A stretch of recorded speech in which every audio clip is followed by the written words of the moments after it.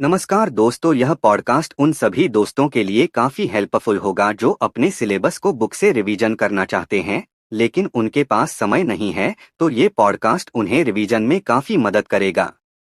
इसे अन्य काम करते हुए कभी भी कहीं भी सुना जा सकता है। इस पॉडकास्ट में हम लोग पढ़ेंगे लूसेंट सामान्य ज्ञान से इतिहास। अध्याय 1, प्राचीन भारत खंड 1, प्राचीन भारत के स्रोत। भारत का इतिहास उत्तर में हिमालय से लेकर दक्षिण में समुद्र तक फैला यह उपमहाद्वीप भारतवर्ष के नाम से ज्ञात है, जिसे महाकाव्य तथा पुराणों में भारतवर्ष अर्थात भरतों का देश कहा जाता है तथा यहाँ के निवासियों को भारती अर्थात भरत की संतान कहा गया है। भरत एक प्राचीन कबीले का नाम था। प्राचीन भारतीय अपने देश को जम्बूद्वीप, जिसका अर्थ जामुन के वृक्षों का द्वीप, कहते थे। प्राचीन ईरानी भारत को सिंधु नदी के नाम से जोड़ते थे, जिसे ये सिंधु न कहकर हिंदू कहते थे।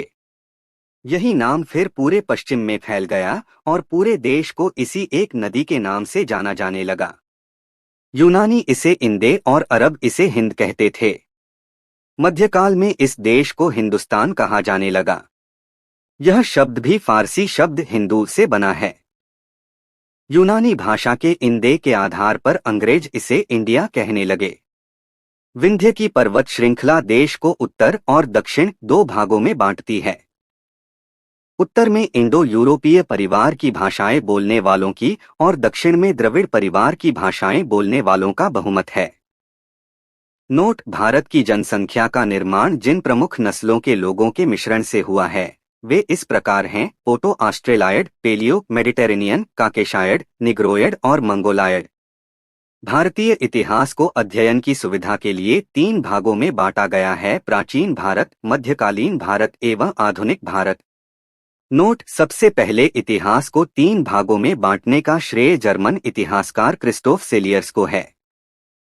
अब हम प्राचीन भारत के ऐतिहासिक स्रोतों के बारे में जानेंगे जिनसे हमें अपने इतिहास की जानकारी मिलती है। 1. प्राचीन भारतीय इतिहास के स्रोत। प्राचीन भारतीय इतिहास के विषय में जानकारी मुख्यतः 4 स्रोतों से प्राप्त होती है और ये 4 स्रोत है: 1. धर्म ग्रंथ, 2. ऐतिहासिक ग्रंथ, 3. विदेशियों का विवरण व 4. पुरातत्व संबंधी साक्ष्य। अब हम देखते हैं धर्म ग्रंथ और धर्म ग्रंथ एवं ऐतिहासिक ग्रंथ से मिलने वाली महत्वपूर्ण जानकारी। भारत का सर्वप्राचीन धर्म ग्रंथ वेद है, जिसके संकलनकर्ता महर्षि कृष्णद्वैपायन वेदव्यास को माना जाता है। वेद वसुधैव कुटुंबकम का उपदेश देता है। भारतीय परंपरा वेदों को नित्य तथा अपौरुषेय मानती है। वेद 4 हैं: ऋग्वेद, यजुर्वेद, सामवेद एवं अथर्ववेद। इन 4 वेदों को संहिता कहा जाता है। अब हम लोग ऋग्वेद के बारे में जानेंगे। ऋचाओं के क्रमबद्ध ज्ञान के संग्रह को ऋग्वेद कहा जाता है। इसमें 10 मंडल, 1028 सूक्त एवं 10,462 ऋचाएं हैं। इस वेद के ऋचाओं के पढ़ने वाले ऋषि को होत्री कहते हैं। इस वेद से आर्य के राजनीतिक प्रणाली, इतिहास एवं ईश्वर की महिमा के बारे में जानकारी मिलती है। विश्वामित्र द्वारा रचित ऋग्वेद के 3 मंडल में सूर्य देवता सावित्री को समर्पित प्रसिद्ध गायत्री मंत्र है। इसके 9वें मंडल में देवता सोम का उल्लेख है। इसके 8वें मंडल की हस्तलिखित ऋचाओं को खिल कहा जाता है।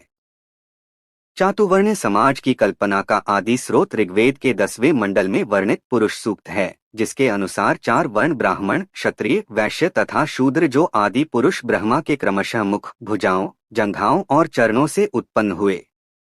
ऋग्वेद के कई परिच्छेदों में अधन्या शब्द का प्रयुक्त हुआ है, जिसका अर्थ गाय है, अर्थात अधन्या शब्द का संबंध गाय से है। नोट: धर्मसूत्र 4 प्रमुख जातियों की स्थितियों, व्यवसायों, दायित्वों, कर्तव्यों तथा विशेषाधिकारों में स्पष्ट विभेद करता है। वामनावतार के 3 पगों के आख्यान का प्राचीनतम स्रोत ऋग्वेद है। ऋग्वेद में इंद्र के लिए 250 तथा अग्नि के लिए 200 ऋचाओं की रचना की गई है।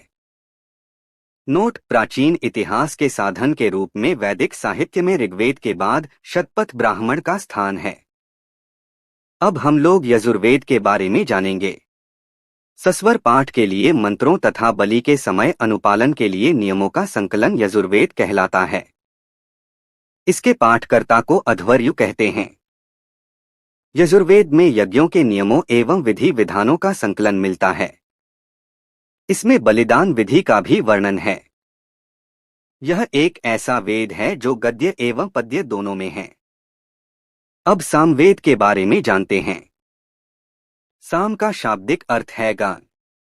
इस वेद में मुख्यतः यज्ञों के अवसर पर गाए जाने वाले ऋचाओं अर्थात मंत्रों का संकलन है।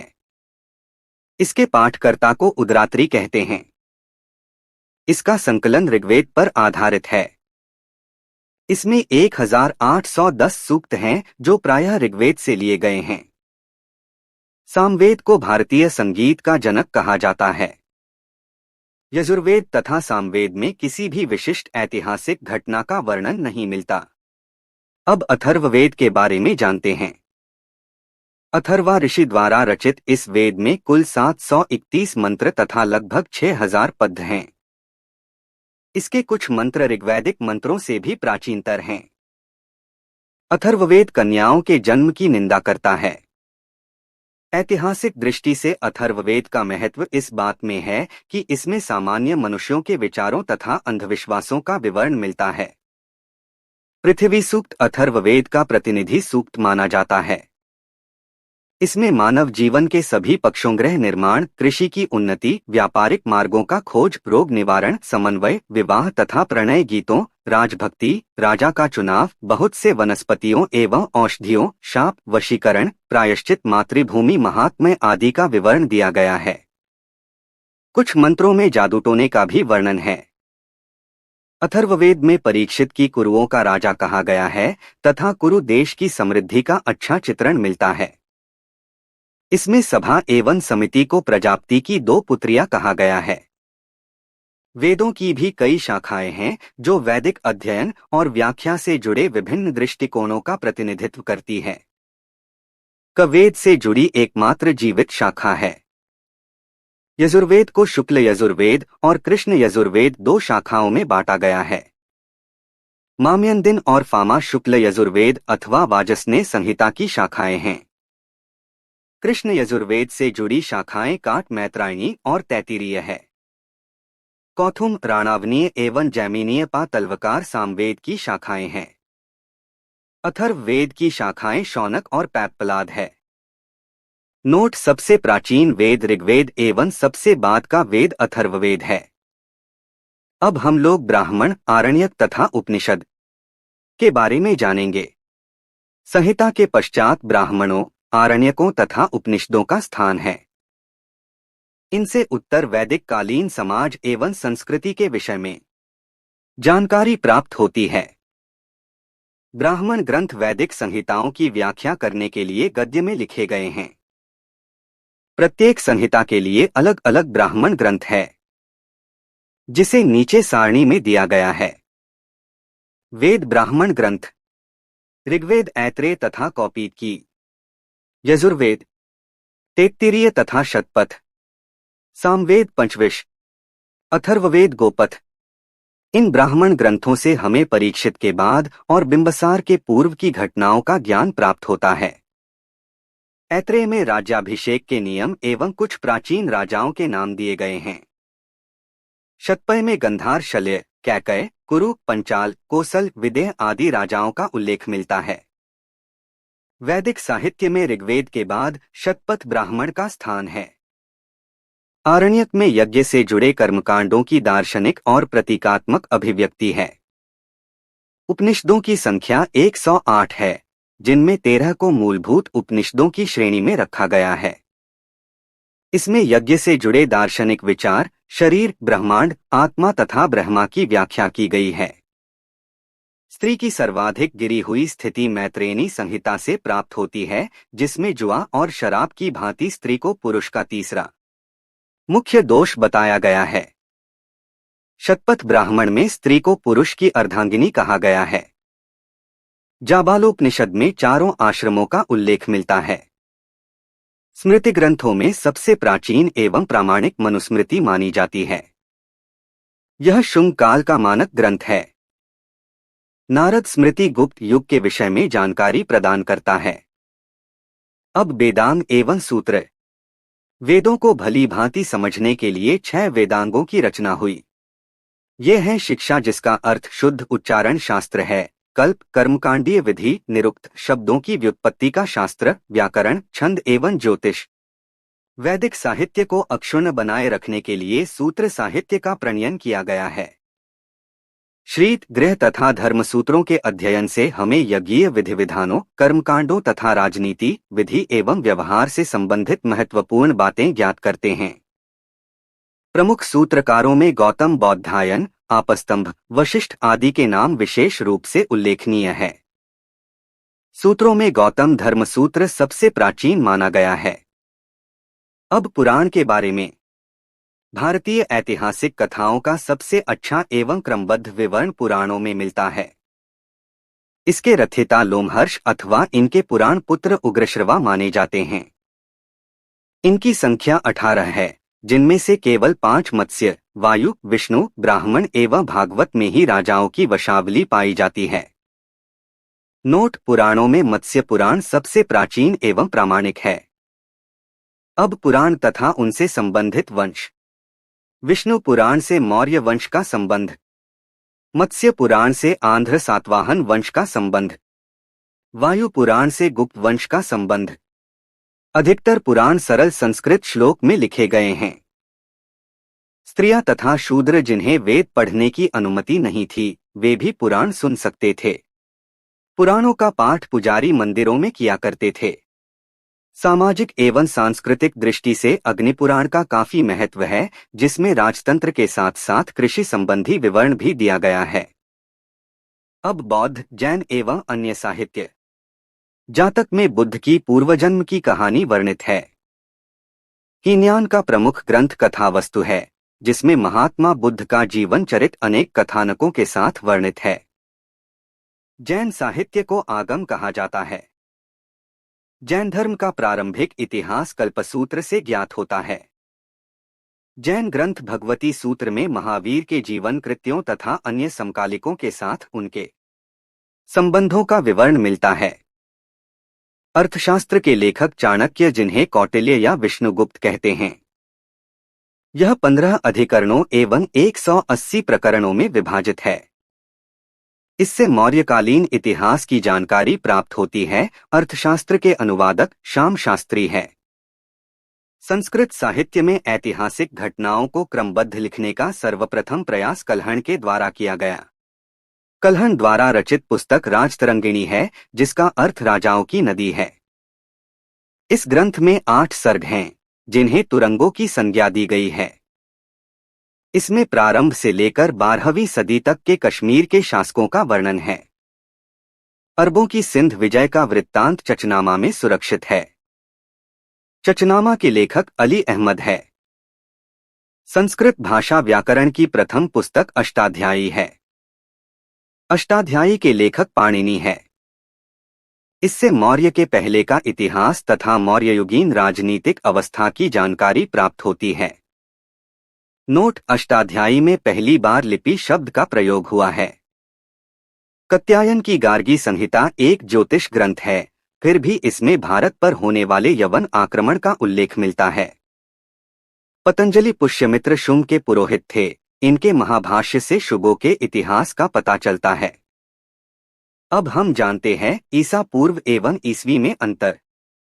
वर्तमान में प्रचलित ग्रेगोरियन कैलेंडर, जिसे ईसाई कैलेंडर या जूलियन कैलेंडर के नाम से जाना जाता है, इसके अनुसार ईसाई धर्मगुरु ईसा मसीह के जन्म वर्ष पर आधारित है। ईसा मसीह का जन्म वर्ष कल्पना पर आधारित है। ईसा मसीह के जन्म के पहले के समय को ईसा पूर्व कहा जाता है, जिसे अंग्रेजी में बीसी अर्थात before the birth of Jesus Christ. ईसा पूर्व में वर्षों की गिनती उल्टी दिशा में होती है, जैसे महात्मा बुद्ध का जन्म 563 ईसा पूर्व में एवं मृत्यु 483 ईसा पूर्व में हुआ। यानी ईसा मसीह के जन्म के 563 वर्ष पूर्व महात्मा बुद्ध का जन्म एवं 483 वर्ष पूर्व मृत्यु हुई। ईसा मसीह की जन्म तिथि से आरंभ हुआ सन ईसवी सन कहलाता है। इसके लिए संक्षेप में ई लिखा जाता है। ई को लैटिन भाषा के शब्द अद में भी लिखा जाता है। अद यानी आन्नो डोमिनी, जिसका शाब्दिक अर्थ है in the year of Lord Jesus Christ. विदेशी यात्रियों से मिलने वाली प्रमुख जानकारी को समझते हैं। यूनानी रोमन लेखक एक टेसियस, यह ईरान का राजवैद्य था। भारत के संबंध में इसका विवरण आश्चर्यजनक कहानियों से परिपूर्ण होने के कारण अविश्वसनीय है। 2 हेरोडोटस, इसे इतिहास का पिता कहा जाता है। इसने अपनी पुस्तक हिस्टोरिका में 5वीं शताब्दी ईसा पूर्व के भारत फारस ईरान के संबंध का वर्णन किया है, परंतु इसका विवरण भी अनुश्रुतियों एवं अफवाहों पर आधारित है। 3 सिकंदर के साथ आने वाले लेखकों में निर्याक्स, आनेसिक्राटस तथा अरिस्टोबुलस के विवरण अधिक प्रामाणिक एवं विश्वसनीय हैं। 4 मेगास्थनीज, यह सेल्यूकस निकेटर का राजदूत था जो चंद्रगुप्त मौर्य के राजदरबार में आया था। इसने अपनी पुस्तक इंडिका में मौर्य युगीन समाज एवं संस्कृति के विषय में लिखा है। 5 डायमेकस, यह सीरियन नरेश आंतियोकस का राजदूत था जो बिंदुसार के राजदरबार में जाया था। इसका विवरण भी मौर्य युग से संबंधित है। 6 डायोनिसियस, यह मिस्र नरेश टॉलमी फिलेडेल्फस का राजदूत था जो अशोक के राजदरबार में आया था। 7 टॉलमी, इसने दूसरी शताब्दी में भारत का भूगोल नामक पुस्तक लिखी। 8 प्लिनी, इसने प्रथम शताब्दी में नेचुरल हिस्ट्री नामक पुस्तक लिखी। इसमें भारतीय पशुओं, पेड़ पौधों, खनिज पदार्थों आदि के बारे में विवरण मिलता है। 9 पेरिप्लस ऑफ द इरियन सी, इस पुस्तक के लेखक के बारे में जानकारी नहीं है। यह लेखक करीब 80 में हिंद महासागर की यात्रा पर आया था। इसने उस समय के भारत के बंदरगाहों तथा व्यापारिक वस्तुओं के बारे में जानकारी दी है। अब चीनी लेखक के बारे में। 1 फाहियान, यह चीनी यात्री गुप्त नरेश चंद्रगुप्त द्वितीय के दरबार में आया था। इसने अपने विवरण में मध्य प्रदेश के समाज एवं संस्कृति के बारे में वर्णन किया है। इसने मध्य प्रदेश की जनता को सुखी एवं समृद्ध बताया है। यह 14 वर्षों तक भारत में रहा। 2 संयुगन, यह 518 में भारत आया। इसने अपने 3 वर्षों की यात्रा में बौद्ध धर्म की प्राप्तियों एकत्रित की।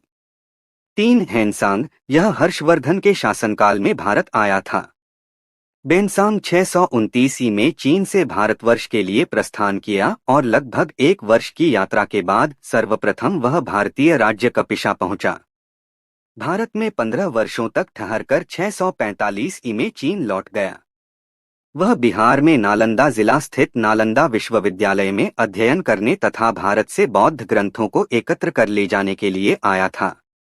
इसका भ्रमण वृत्तांत CU की नाम से प्रसिद्ध है, जिसमें 138 देशों का विवरण मिलता है।